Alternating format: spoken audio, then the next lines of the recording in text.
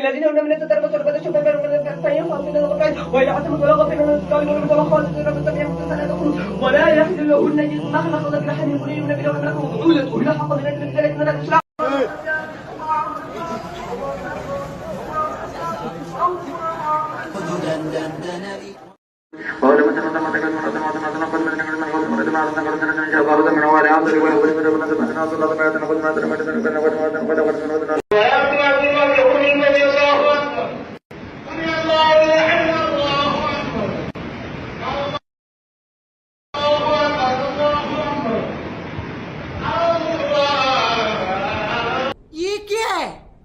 رمضان المبارک کا بابرکت مہینہ چل رہا ہے اور اس مہینے کے اندر فرض نمازوں کے بعد سب سے زیادہ اہم جو نفلی نماز سمجھی جاتی ہے وہ ہے نماز تراویح یا پھر اسے قیام اللیل کی ایک شکل بھی کہتے ہیں، جس کو لے کر کوئی ایک مسلک بھی دوسرے سے ایگری نہیں کرتا، کیونکہ ایک کے مطابق یہ نفلی عبادت ہے جو کہ اس کو پڑھ لے تو ثواب ہے، نہ پڑھا جائے تو کوئی گناہ نہیں، یہ نہ کوئی فرض ہے نہ کوئی سنت۔ دوسرے فرقے کے مطابق ان کی تعداد 8 ہے تو تیسرے کے مطابق ان کی رکعات 20 ہوتی ہیں، اور چوتھے کے مطابق اس کو ایک ساتھ نہیں بلکہ الگ الگ پڑھنا افضل ہے۔ اور سچ یہ ہے کہ یہ واقعی نفلی عبادت ہے، جس کو پڑھا جائے تو ثواب ہے، نہ پڑھا جائے تو اس کا کوئی گناہ نہیں۔ اللہ کے رسول نے اس کی ترغیب بھی دی ہے کہ اس کو پڑھنا ثواب ہے، جیسا کہ صحیح بخاری کے اندر آتا ہے کہ جو شخص رمضان کے اندر ایمان اور ثواب کی نیت سے قیام اللیل یا پھر تراویح کرے، اس کے تمام پچھلے گناہ معاف کر دیے جاتے ہیں۔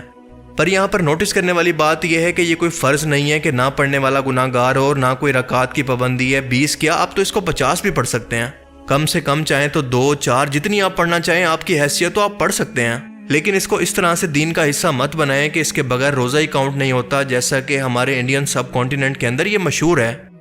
رسول اللہ صلی اللہ علیہ وآلہ وسلم نے خود 3 راتوں تک تراویح کی باجماعت نماز ادا کی، لیکن چوتھی رات خود باہر نہیں آئے تاکہ یہ نماز امت پر فرض نہ ہو جائے، اور اس کے بعد صحابہ کرام الگ الگ خود سے یا پھر چھوٹے گروپوں کے اندر یہ نماز پڑھتے رہے، یہاں تک کہ حضرت ابو بکر صدیق کے دور کے اندر بھی یہ سلسلہ ایسے ہی چلتا رہا۔ حضرت عمر فاروق رضی اللہ تعالیٰ عنہ نے اپنے دور خلافت کے اندر حضرت ابی بن کعب کی امامت کے اندر لوگوں کو 20 رکعت تراویح پڑھنے کے لیے اکٹھا کیا، لیکن یاد رہے کہ یہ 20 رکعت اللہ اور رسول کا حکم نہیں تھا، بس لوگوں کو اکٹھا کرنے کے لیے حضرت عمر کی ذاتی رائے تھی، جو کہ مسلمانوں پر فرض نہیں ہوتی۔ حضرت عثمان رضی اللہ تعالیٰ عنہ اور حضرت علی رضی اللہ تعالیٰ عنہ کے دور کے اندر بھی یہ عمل اسی طرح سے جاری رہا، اسی لیے آپ کی جتنی ہمت اور سکت ہو اتنا ہی پڑھنا ثواب ہے، چاہے 8 ہو، 11 ہو، 20 یا پھر 50، کیونکہ عبادت مشقت کا نام نہیں ہے۔ لیکن جب کچھ عالم دین اپنی کم علمی یا پھر جہالت کے اندر اس کو مشقت بنا کر اور فرض کا درجہ دے کر ان کی فکس تعداد بنا کر امت کو مشکل میں ڈال دیتے ہیں، تو اس کا نتیجہ یہی نکلتا ہے جو آج ہمیں دیکھنے کو مل رہا ہے کہ لوگ اس کو عبادت کی بجائے ایک فارمیلٹی سمجھ کر اس نماز کا مذاق بنانا شروع کر دیتے ہیں، اور ان کے مطابق ان کے دل میں یہ چل رہا ہوتا ہے کہ معاذ اللہ کب یہ فارمیلٹی ختم ہو اور وہ جلدی سے گھر جا کر سو سکیں، جیسا کہ آپ ان ویڈیوز کے اندر دیکھ سکتے ہیں۔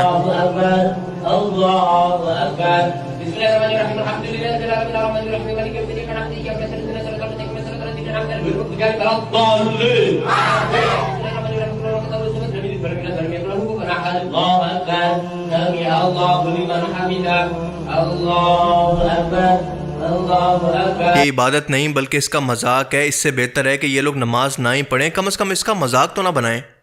جب بھی دین کے اندر اس طرح کی بدعات کو داخل کیا جاتا ہے تو اس کا نتیجہ یہی نکلتا ہے کہ یہ امام کو بھی M&M بنا دیتا ہے۔ اچھا بھلا امام JF تھنڈر کی سپیڈ سے تراویح پڑھنے پر مجبور ہو جاتا ہے کہ جلدی سے اس سب کو ختم کر کے سونے چلا جائے۔ فراری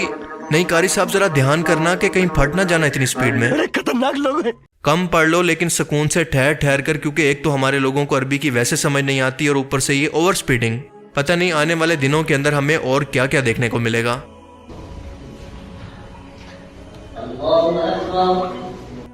پوری دنیا میں اس وقت مذہبی جہالت کا فائدہ اٹھانے سے بڑا پروفیٹیبل کوئی کام نہیں، بس شرط یہ ہے کہ آپ کو اپنی دکان وہاں پر کھولنی ہے جہاں پر آس پاس جہالت بھری ہو، اور کچھ ایسا کرتب کر کے دکھانا ہے جو کہ اس سے پہلے کسی اور نے نہ کیا ہو۔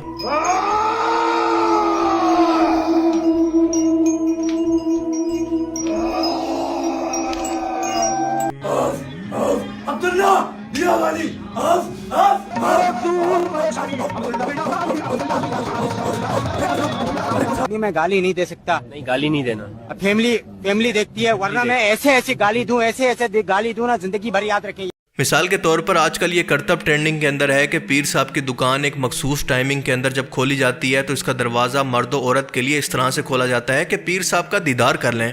اور یہ دیدار کا کرتب مفت میں نہیں ہوتا بلکہ ان سے ٹکٹ چندے کی صورت میں وصول کی جاتی ہے۔ مذاق بنا کر رکھ دیا ان لوگوں نے دین کا۔ امیجن کریں کہ رسول اللہ کے دور کے اندر کوئی شخص ایسا کرتب دین کے نام پر کرتا تو اس کا کیا انجام ہوتا۔ دراصل یہ پیر صاحب بہت سیانے ہیں جو کہ لوگوں کی ایک نفسیاتی کنڈیشن کا فائدہ اٹھا رہے ہیں جس کو کہتے ہیں فیئر آف مسنگ، یعنی کسی چیز کے چھوٹ جانے یا محروم رہ جانے کا خوف۔ خاص طور پر جب دوسروں کو ایک چیز کا فائدہ اٹھاتا دیکھ کر انسان کو یہ فکر ہونا شروع ہو جاتی ہے کہ کہیں وہ اس سے پیچھے نہ رہ جائے۔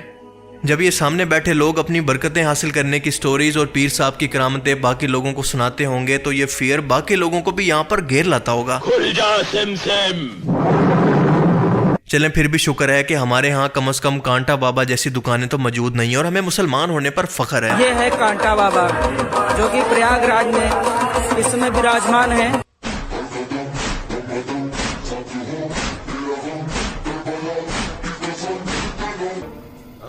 سوری میں اپنے الفاظ واپس لیتا ہوں، مجھے نہیں پتا تھا کہ یہ حلال بابے ہماری طرف بھی پہنچ گئے ہیں۔ اور سچ بتاؤں تو مجھے اس معاملے کے اندر سعودی عربیہ بہت پسند ہے کیونکہ یہ سب حرکتیں وہاں پر یہ کرنا تو دور کی بات، سوچ کر کسی سے ذرا ڈسکس بھی کر کے دیکھیں۔ سعودی حکومت کھوپڑی کا یہ حال کرے گی، پر افسوس کہ ہمارے ہاں ان نمونوں کا بوفے لگا ہوا ہے، روز نیا مسخرہ سامنے آتا ہے۔ ہندوؤں نے تو ہم سے امپریس ہو کر ہمارے کوئی مذہبی رسومات کو نہیں اپنایا، پر ہمارے انت بختوں نے ان کی کسی چیز کو چھوڑا نہیں ہے کیونکہ بھائی یہ دھندا ہے اور امی جان کہتی تھی کوئی دھندا چھوٹا نہیں ہوتا اور دھندے سے بڑا کوئی دھرم نہیں ہوتا۔